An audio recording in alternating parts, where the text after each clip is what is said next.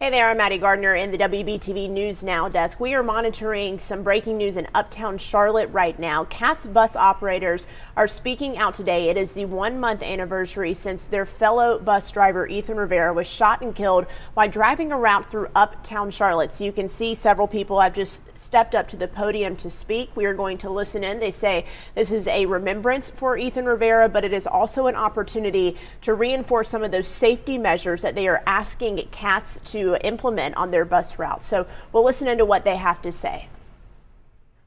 Just like she said. Yeah. You know, you scratching the surface and you're putting it in the visible area, but the non-visible area.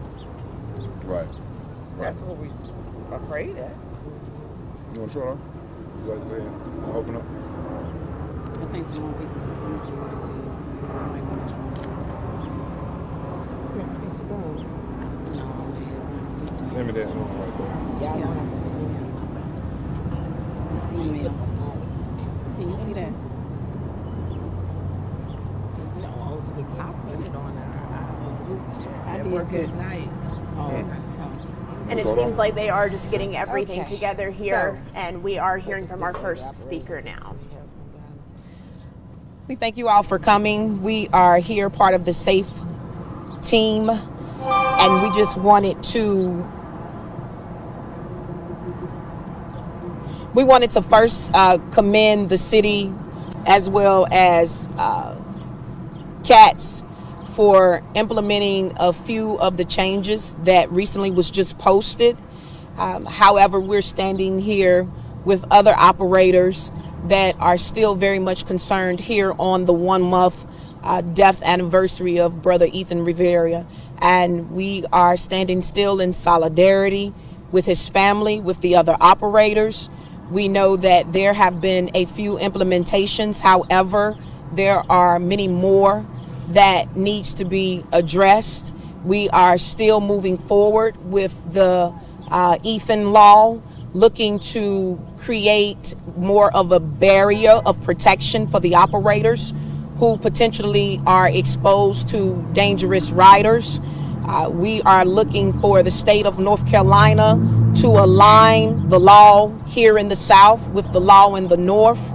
And we just want to continue to reach out to the community to let them all know that we still need your signatures. We are moving this initiative forward. We need to keep this momentum going for his mother's sake, for his family, for the sake of his children, for the sake of the other operators that are still out here on these dangerous roads. And so we just wanted to take this time to let all of those officials know that have addressed the concerns that we have. We appreciate you. However, we want you all to know that there is still much more that needs to be done. We are committed and we are excited about the change that we know undoubtedly will come here to the city of Charlotte. And so I have a few operators here that are standing in solidarity. My team here standing in solidarity on this 1-month anniversary. We are very proud of the strides thus far. However, we are looking forward to what is still yet to come. Before you step away, would you be able to tell us the changes that were implemented and then a little bit more about the Ethan Law? So a few of the changes that were implemented by CATS, I know that their union, SMART, is going to have a meeting on this Saturday with their operators, their members. I know that there will be discussions within that certified labor board. I cannot speak to any of those. Those are in-house conversations. I do know that they are prepared to give out the $2,000 to $3,000 retention bonus to the other operators. I do remember CEO Lewis stating that they are getting ready to implement that. I do know that they said the bulletproof partitions may be a bit heavy, and so we're looking to see what in exchange of that will be light enough for them to lift to carry the protection that is needed for those operators. Those are just a few of the items that were released in that particular statement. Mr. Boyd, can we get your name and spelling and how you're affiliated with this cause? Nichelle Dunlap Thompson, Nichelle Dunlap Thompson. I am a contractor for the Southern Workers Assembly, which is an organization compiled of working class individuals, other leadership persons here in the community that are committed to identifying leadership in various workplaces, as well as standing in solidarity with certain social injustices that the particular community may be undergoing at that time. And just another question for you. You said that some of those security measures are being implemented. What are some demands or initiatives that are you looking into that they have not agreed to? Well, for one, the police presence. We do know on the ride last week with Commissioner Leak, there was a police officer that entered onto the vehicle at that particular time. We all have been told that that is not something that is a normal practice. So we appreciate the effort. However, we need some permanent implementations along that line. We do appreciate that part. The police presence is one, the 911 all-call button, where the operators won't have to go through the BOC system. We do know that in a situation of an emergency, every second is critical. And so for them to have to push the BOC and wait for dispatch or, the base to advise them in an emergency situation is ridiculous.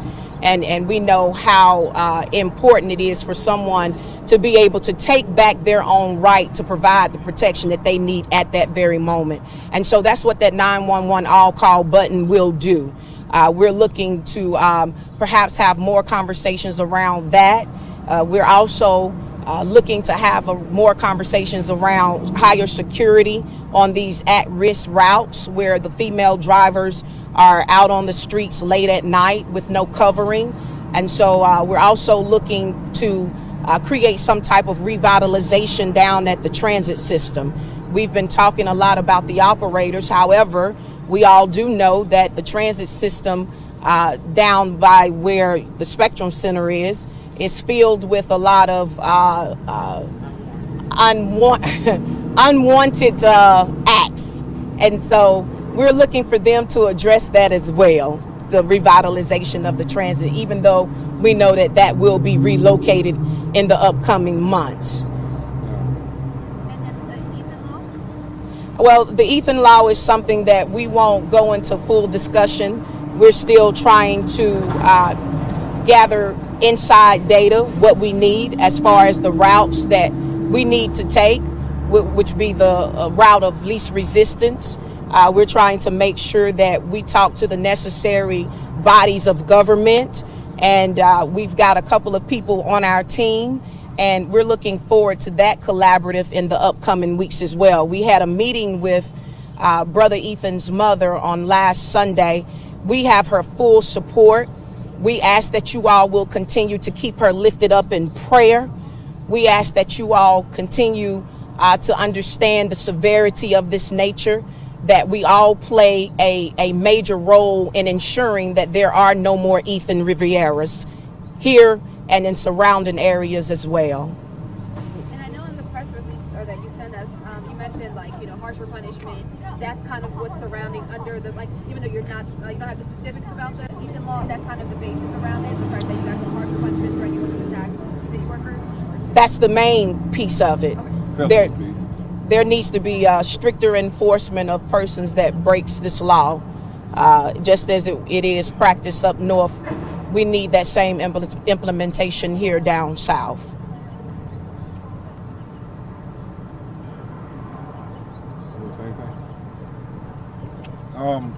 Also, in the near future, we'll be doing another ride on the bus.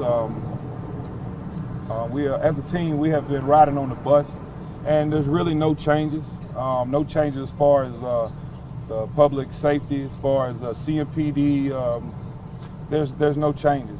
It's just a lot of things that happened on our last bus ride that was staged per se. I mean, you know, as a driver, to get on a bus, you know, fully clean, we appreciate the changes. To go to a stop and see a police officer waiting, we appreciate the change. What we wanted to do is have the stick of the change to stay there. We want the change to stay there, not have it when the camera's there. That's right. Because when us as a team, whenever we're there the next day and the next day, there's no changes. So that's why we're here today. We just want to say we like what you started to do, but we want you to finish that. We want you to continue that so the safety of these drivers can make it home each and every night to their family. Rick, can we get your name, spelling, all that, just so we have that too as well? My first name is Willis Drone Jr., Willis. Last name Drone, Draughn Jr.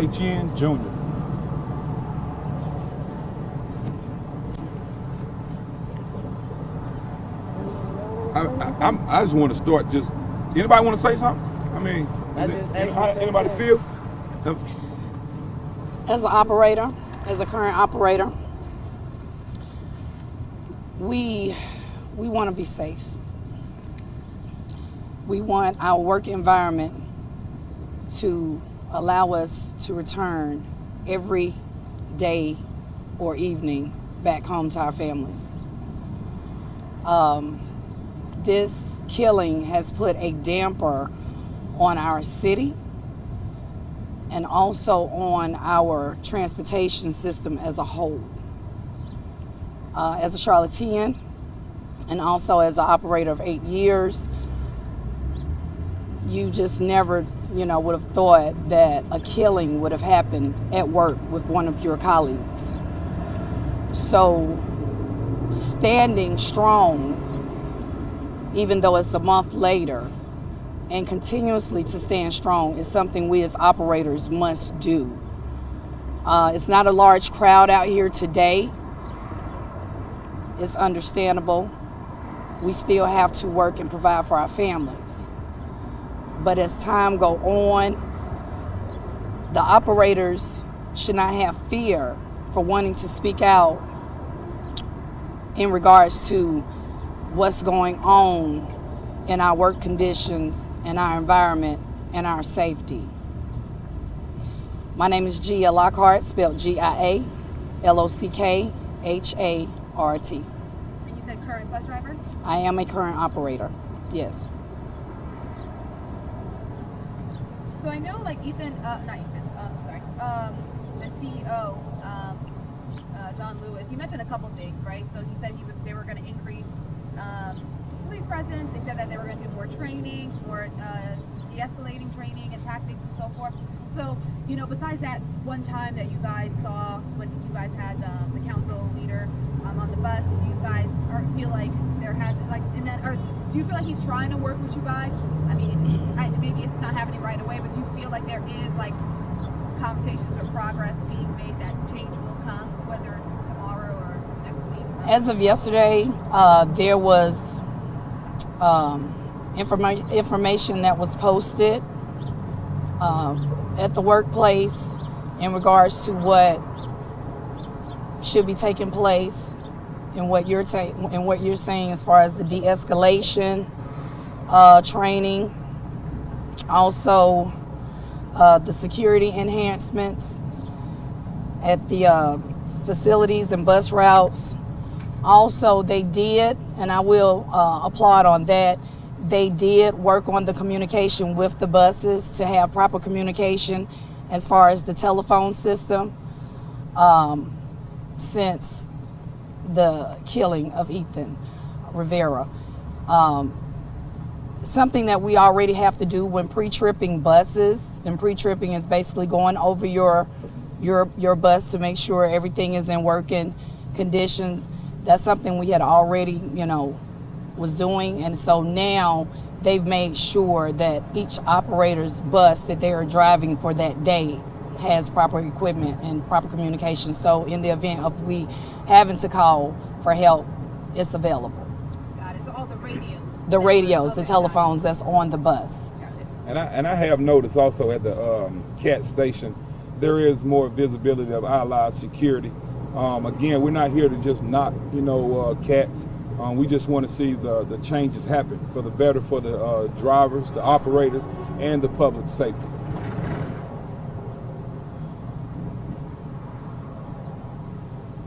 Good. Good. Thank y'all. You got something? Y'all good? Yeah. Appreciate You it. sure? She looked I like mean, she was You about look to like say you was that. getting ready to say something. She do. And you can get back to the mic side. Female. I was trying to Can I also add something? Yes. This is a company where it's roughly 85% or more of females, a very high percentage of Black African Americans, and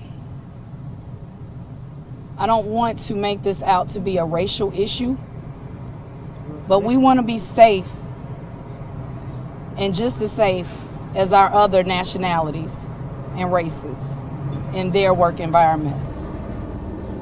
I am a Black female who works at night, and so while working at night, you want to feel like your police or security will be there and stay there in the event of you needing them.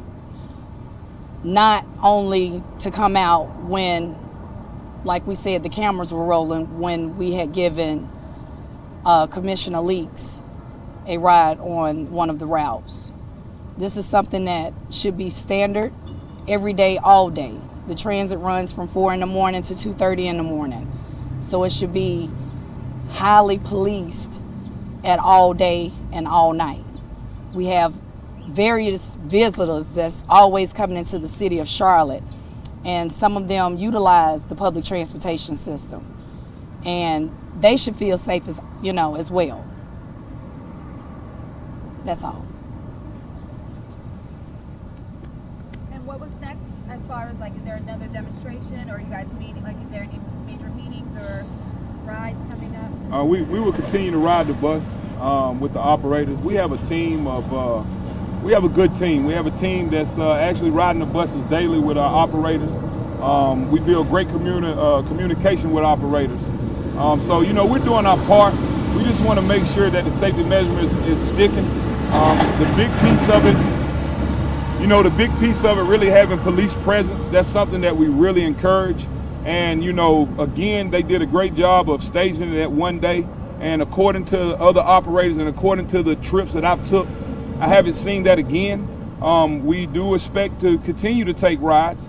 And we also have a meeting, we have a meeting coming up Monday with the city manager.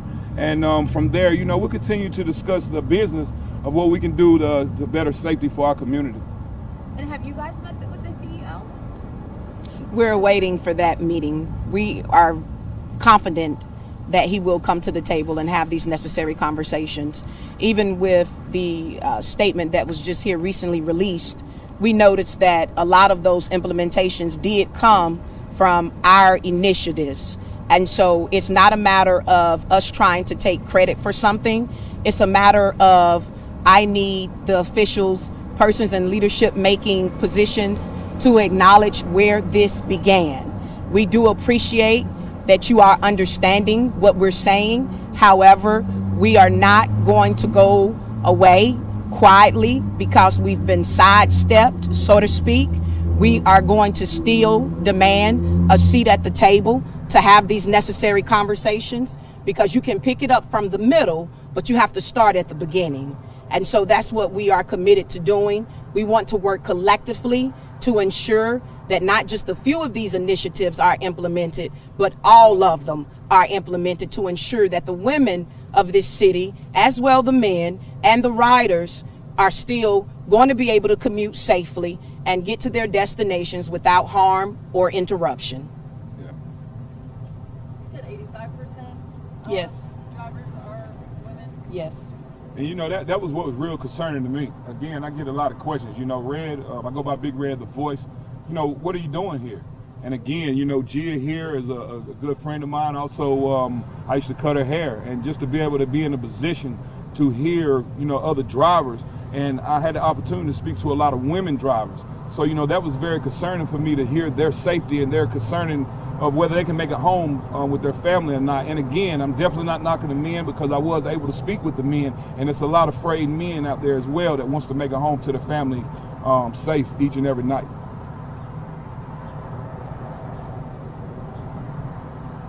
Cool. Cool. Thank you. We appreciate Thank you. y'all. Thank you. Thank Thank you. you. Y'all. We're always here for you. Thank y'all. Thank you. Always on our side. That's him. So you're just listening in as CATS operators gathered uptown right near the Ethan Rivera Memorial. It has been 1 month since Ethan Rivera, a CATS driver, was shot and killed while driving a bus through uptown Charlotte. That was, of course, on February 11th. Here we are March 11th, and they are still saying that there are steps that they hope that the city and CATS will take to protect them while they do their jobs. They did say that they appreciated the system upgrade to the telephone system that is inside of the buses, and they also have seen more hired security at the transportation center. Still, they say that there are things that can be done. Here are a few of those requests from the CATS bus drivers. They spoke a lot today about CMPD presence on routes. They would like to see more officers on those bus routes. They also would like to see extra security on what they call at-risk routes.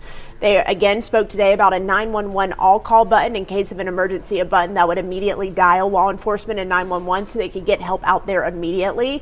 And they also want a policy that keeps banned riders off buses enforced. There are a few more things here that they spoke about today and previously. They are looking for state law changes for assaults on bus drivers. Today they mentioned something that they are hoping to get to lawmakers called Ethan's Law. They're not giving us many details about that. They say it is still in the works, but you heard them speak today about something called Ethan's Law, and we do know that they are pushing for state law changes about assaulting bus drivers. And finally, they want to address crime and drug activity at the transportation center in uptown Charlotte. That is right near the Spectrum Center uptown. So CATS bus drivers calling on lawmakers, on city council members, and on CATS itself to make some changes to keep drivers safe. 1 month since Ethan Rivera lost his life driving a CATS bus through uptown Charlotte. We have continued coverage on this right now on our website, WBTV.com. We have the latest from that press conference you just heard of. Our Nikki Hauser is out there, and she will have live reports about this. You can find her on Twitter,